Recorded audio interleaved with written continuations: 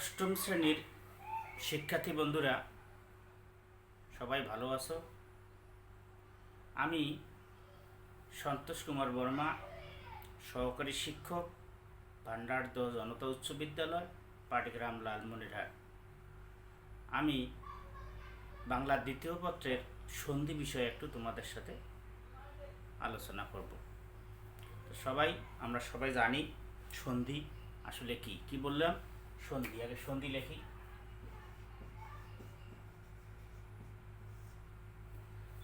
সন্ধি বলতে মিলন। আমরা সন্ধি বলতে মিলনকে বুঝি।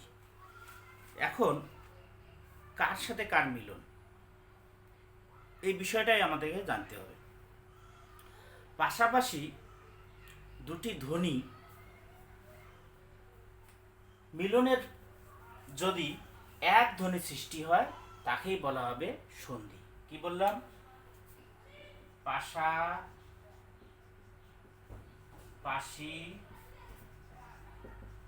দুটি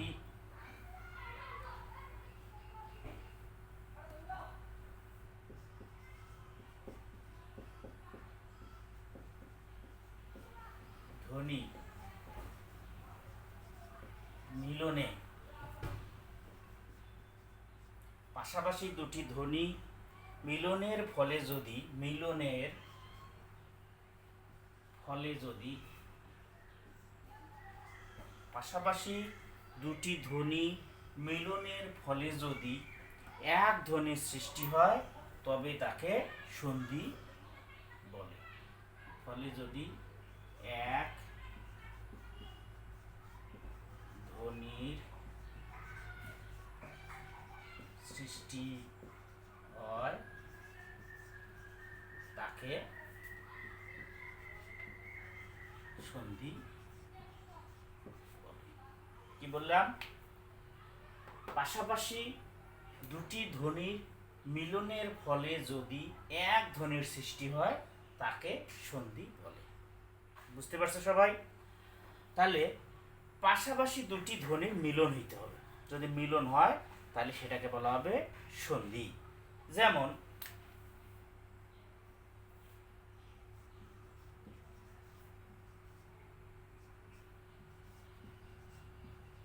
ইল যোগ হিমালয়।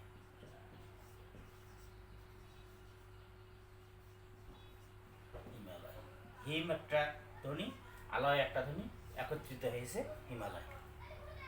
এটাকেই বলা হবে সন্ধি। তাহলে শিক্ষার্থী বন্ধুরা আমার সাথে আবার বলো তোমরা, সন্ধি আমরা কাকে বলবো? যে পাশাপাশি দুটি ধ্বনি মিলনের ফলে যদি এক ধ্বনির সৃষ্টি হয় তাকে সন্ধি বলে। যেমন হিম যোগ আলয় হিমালয়।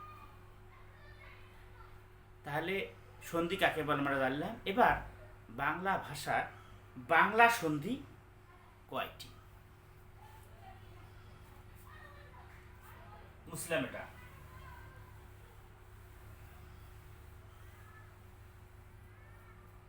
এবার বাংলা সন্ধি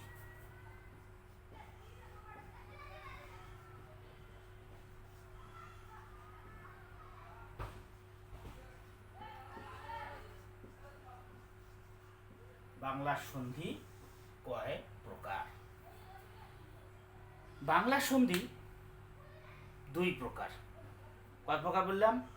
দুই প্রকার।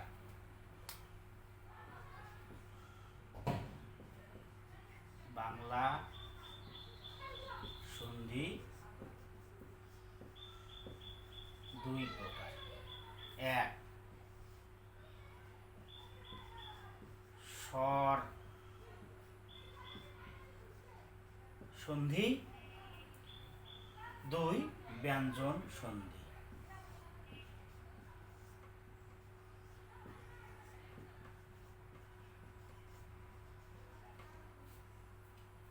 বাংলা সন্ধি কয় প্রকার? দুই প্রকার। এক, স্বরসন্ধি। দুই, ব্যঞ্জন সন্ধি। স্বরসন্ধি আমরা কাকে বলবো?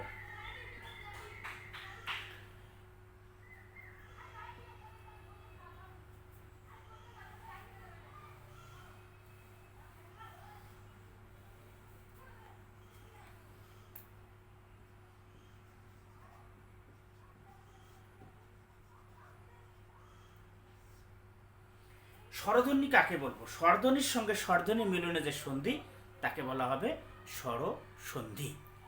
স্বরধ্বনির সঙ্গে স্বরধ্বনি, স্বরধ্বনির সঙ্গে স্বরধ্বনির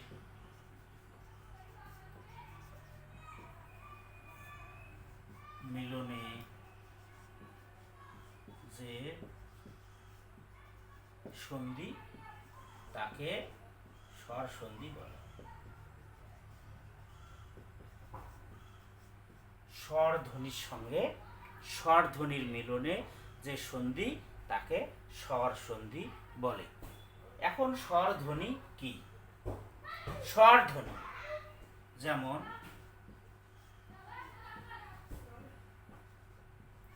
সোনা জো আলি, সোনা জো আলি,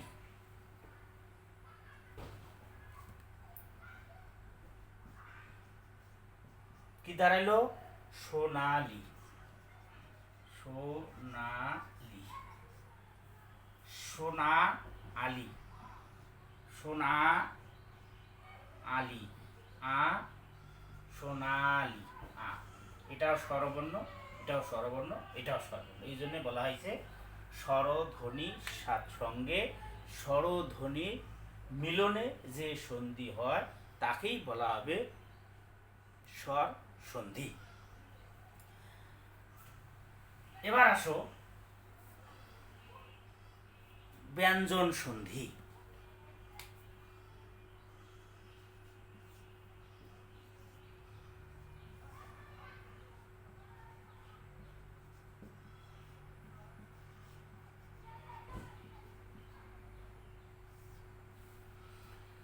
ব্যঞ্জন ধ্বনির সঙ্গে ব্যঞ্জন ধ্বনি, ব্যঞ্জন ধ্বনির সঙ্গে ব্যঞ্জন ধ্বনি, ব্যঞ্জন ধ্বনির সঙ্গে স্বরধ্বনি, স্বরধ্বনির সঙ্গে ব্যঞ্জন ধ্বনি মিলে যে সন্ধি হয় তাকেই বলা হবে ব্যঞ্জন সন্ধি। কি বললাম? ব্যঞ্জন ধ্বনির সঙ্গে ব্যঞ্জন ধ্বনি, ব্যঞ্জন ধ্বনির সঙ্গে ব্যঞ্জন ধ্বনি, ব্যঞ্জন ধ্বনির সঙ্গে স্বর ধ্বনি, আবার স্বর ধ্বনির সঙ্গে ব্যঞ্জন ধ্বনি মিলিত হয়ে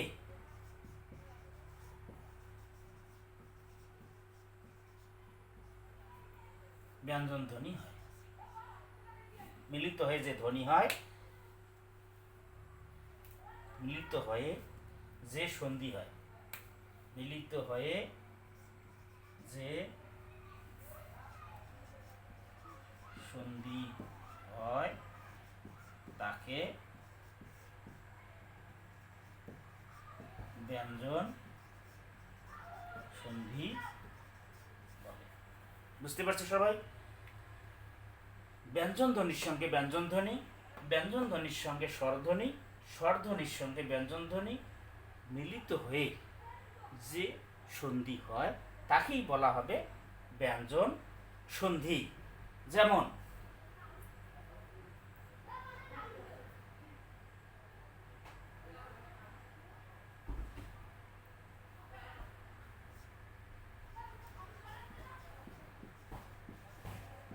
কাঁচা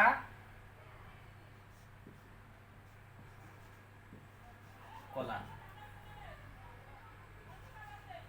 কাঁচা কলা, কাঁচ কলা, কাঁচ কলা। একটা উদাহরণ দিলাম আমরা। তাহলে কাঁচা কলা,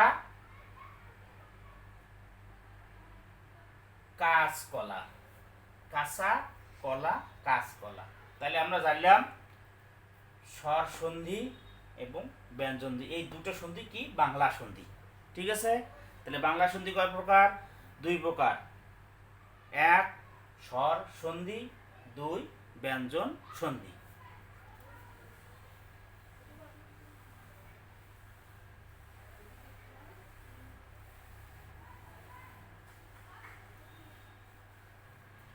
এবার আসো বাংলা সন্ধি ছাড়াও বাংলা ভাষায় তৎসম সন্ধি প্রচলিত আছে। তৎসম,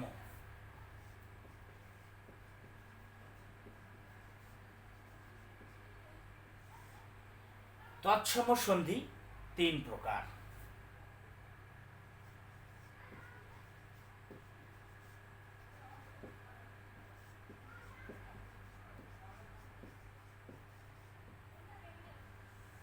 তৎসম সন্ধি তিন প্রকার। এক স্বর সন্ধি,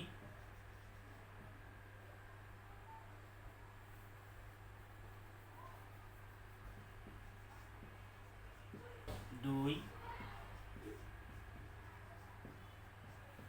ব্যঞ্জন সন্ধি, তিন বিসর্গ সন্ধি।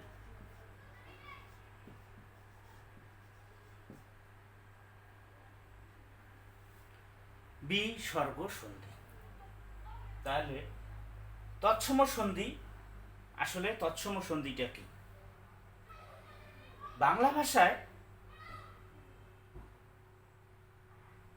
অনেক শব্দ সংস্কৃত থেকে সরাসরি পরিবর্তন ছাড়াই আমার বাংলা ভাষায় ব্যবহৃত হচ্ছে, এগুলোকেই তৎসম শব্দ বলে। যে শব্দগুলো সংস্কৃত থেকে পরিবর্তন ছাড়া বাংলা ভাষায় ব্যবহৃত হচ্ছে তাকেই বলা হবে তৎসম শব্দ। আর এসব তৎসম শব্দের সন্ধি সংস্কৃতির নিয়মেই হয়ে থাকে। এই সন্ধিগুলোকেই বলা হয় তৎসম সন্ধি। এই তৎসম সন্ধি তিন প্রকার: স্বর সন্ধি, ব্যঞ্জন সন্ধি এবং বিসর্গ সন্ধি। বন্ধুরা, তোমরা জানো স্বর সন্ধি এবং ব্যঞ্জন সন্ধিটা আমরা বাংলা সন্ধির মধ্যেও পেয়েছি, এবং স্বর সন্ধি যে আলোচনা এবং ব্যঞ্জন সন্ধির যে আলোচনা বাংলা সন্ধির আলোচনার মতোই। এখানে আমরা অতিরিক্ত হিসাবে পেয়েছি বা তৎসম সন্ধির মধ্যে বিসর্গ সন্ধি। আমরা এখন আলোচনা করব বিসর্গ সন্ধি নিয়ে।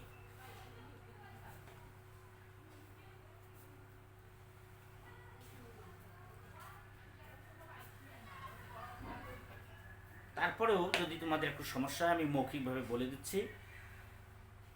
তৎসম সন্ধির এক নম্বর সন্ধিটা হচ্ছে স্বরসন্ধি।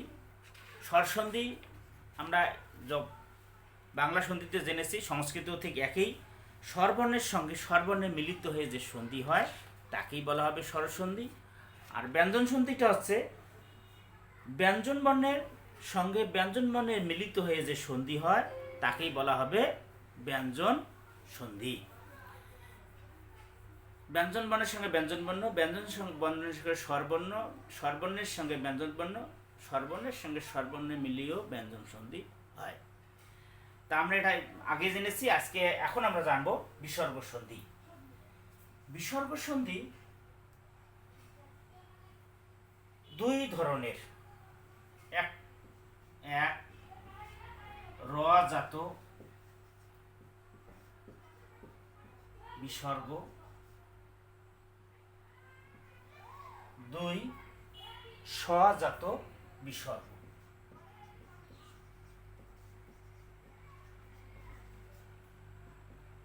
রজাত, স্বজাত। রজাত বিসর্গ কাকে বলবো? এক রজাত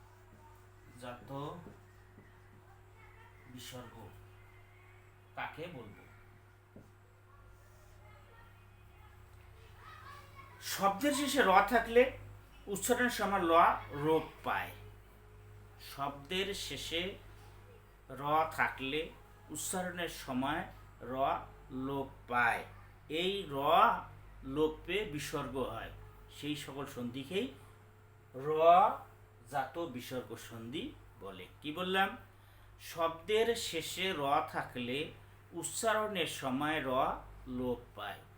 এই র বিসর্গ রূপে প্রকাশিত হয়। এই সকল সন্ধিকেই বলা হবে র জাত বিসর্গ সন্ধি। শব্দের শেষে র থাকলে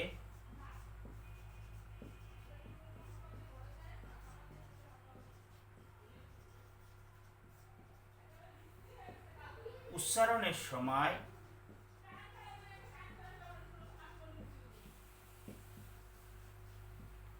র লোপ, শব্দের শেষে র থাকলে উচ্চারণের সময় র লোপ পায়। র এর জায়গায় র এর জায়গায় বিসর্গ, র এর জায়গায় বিসর্গ হয়। শব্দের শেষে র থাকলে উচ্চারণের সময় র লোপ পায়, র এর জায়গায় বিসর্গ হয়। এই সকল সন্ধিকেই বলা হবে র জাত বিসর্গ। বুঝতে পারছো? যেমন এখানে লিখে দিই,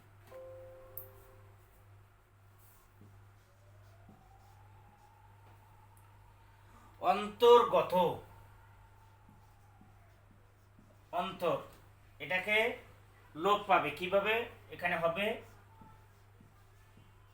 অন্ত বিসর্গ চিহ্ন গত, এখন হলো অন্তগত, অ নয়ত গ ত, অন্তগত। বুঝতে পারছো সবাই?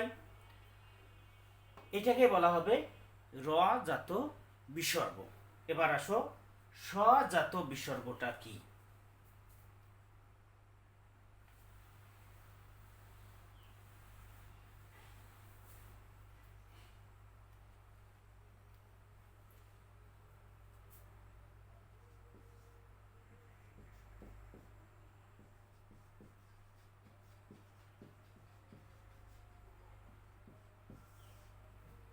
একই শব্দের শেষে স থাকলে উচ্চারণের সময় স লোপ পায় এবং স এর স্থানে বিসর্গ হয়। এই সকল সন্ধিকে বলা হবে স্বজাত বিসর্গ। তাহলে লিখতেছি আবার, শব্দের শেষে স থাকলে উচ্চারণে স লোপ পায়, তাকে সেই স্থানে লোপ পায় এবং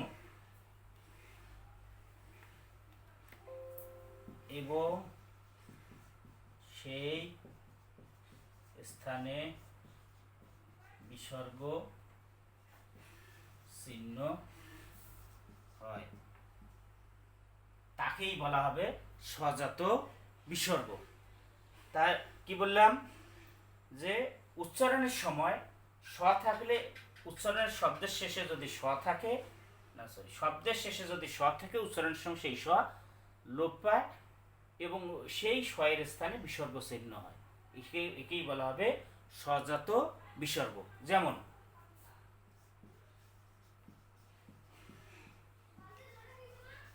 নমস, নমস, নমস, এখানে আমরা বিসর্গ দেব ন ম, নম যোগ কার, কি হলো তাহলে? নমস্কার। ন ম দন্ত ছয় ক আকার, নমস্কার। কিভাবে পরিবর্তন? স এর জায়গায় বিসর্গ হলো এবং কি হচ্ছে? শেষে হলো বিসর্গ চিহ্ন বসে নমস্কার। তাহলে এই সব সন্ধিকে বলা হবে সজাত সন্ধি। তা শিক্ষার্থী বন্ধুরা, তাহলে আজকে আমরা সন্ধি সম্পর্কে আলোচনা করলাম। সন্ধি কাকে বলে সেটা জানলাম। বাংলা সন্ধি কত প্রকার, তৎসম সন্ধি কাকে বলে সেটা জানলাম, তৎসম সন্ধি কত প্রকার সে সম্পর্কে জানলাম। এই সন্ধি ক্লাসটি অনেক বড় বিধায় পরবর্তী ক্লাসে আমরা এর বাকি অংশটুকু নেব। আজকে এই পর্যন্তই। তোমাদের সাথে আবার দেখা হবে পরবর্তী ক্লাসে। তোমরা ভালো থাকবা। বাড়ি থেকে বাইরে যাবা না কখনোই। যদি বাড়ি থেকে বাইরে যাইতে হয় তাহলে অবশ্যই মাস্ক পরিধান করবা। এছাড়াও লেখাপড়ার পাশাপাশি তোমরা বাড়িতে কমপক্ষে 25 থেকে 30 মিনিট ব্যায়াম করবা। ব্যায়াম করলে শরীর ভালো থাকবে, মন ভালো থাকবে, শরীরের মধ্যে রোগ প্রতিরোধ ক্ষমতা বৃদ্ধি পাবে। সবাইকে ধন্যবাদ। আবার দেখা হবে। খোদা হাফেজ।